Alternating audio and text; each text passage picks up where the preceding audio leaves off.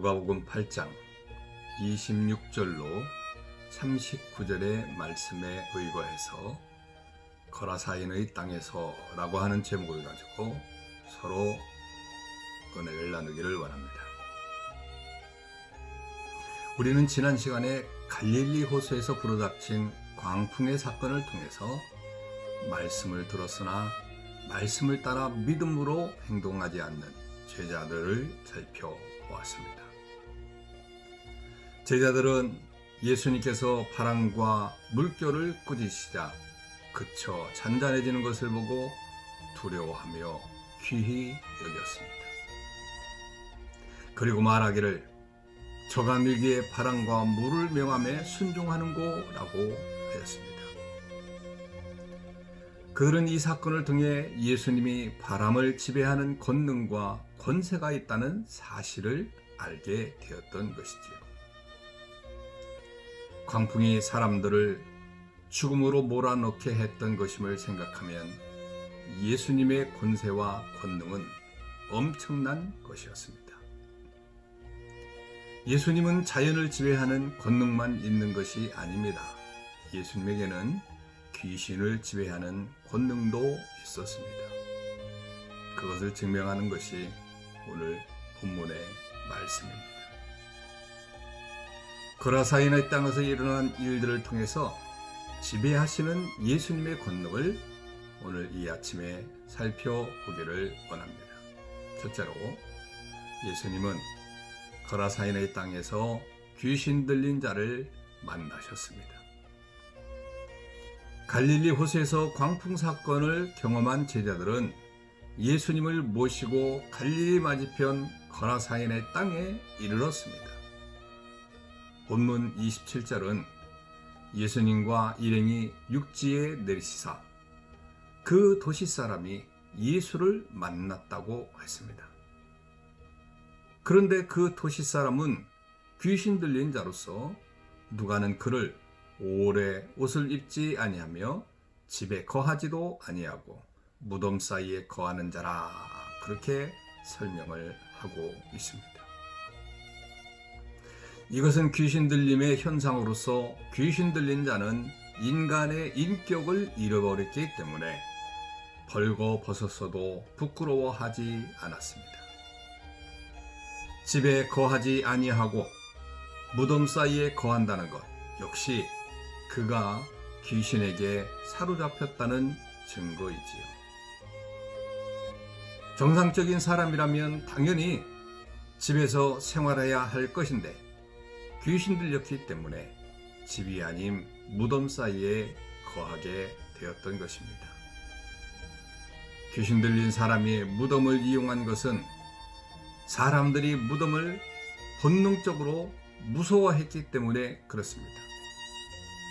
자기의 조종 아래 있는 자를 무덤에 있게 함으로써 주위의 사람들에게 더욱 공포의 대상이 되도록 그렇게 한 것이지요.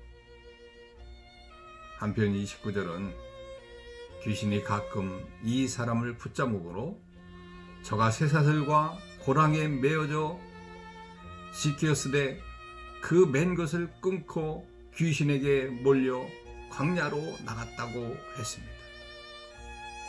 이것은 귀신 들린 자가 대단히 강하고 힘이 셌기 때문에 그 누구도 그를 통제할 수 없었다는 것을 의미하는 것입니다.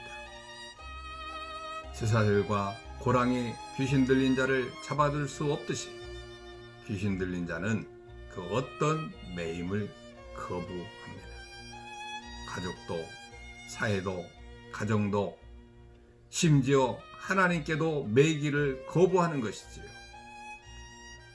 귀신은 이 사람을 통해 자신의 힘과 권세를 드러냈지만 귀신에 사로잡힌 그는 얼마나 불쌍합니까? 사람들을 생각하지 아니하고 오직 자기만 생각하는 이것이야말로 귀신의 특징이라고 할 수 있는 것이죠. 둘째로 예수님은 더러운 귀신을 명하여 그 사람에게서 나오라고 하였습니다. 예수님이 그 귀신 들린 자를 만나기 전까지 그 누구도 그를 잡아두지 못했습니다. 그 힘이 상상을 초월할 만큼 셌기 때문이죠. 하지만 예수님을 만나자 그는 무기력하게 되었습니다. 예수님을 보고 그 앞에 엎드릴 뿐이었습니다. 이것이야말로 귀신을 지배하는 예수님의 권세입니다. 그를 붙잡은 수많은 귀신들은 예수님이 높으신 하나님의 아들이심을 고백하면서 자신을 괴롭게 말아달라고, 무엇보다 무저갱으로 들어가라 하지 말아달라고 강구했습니다.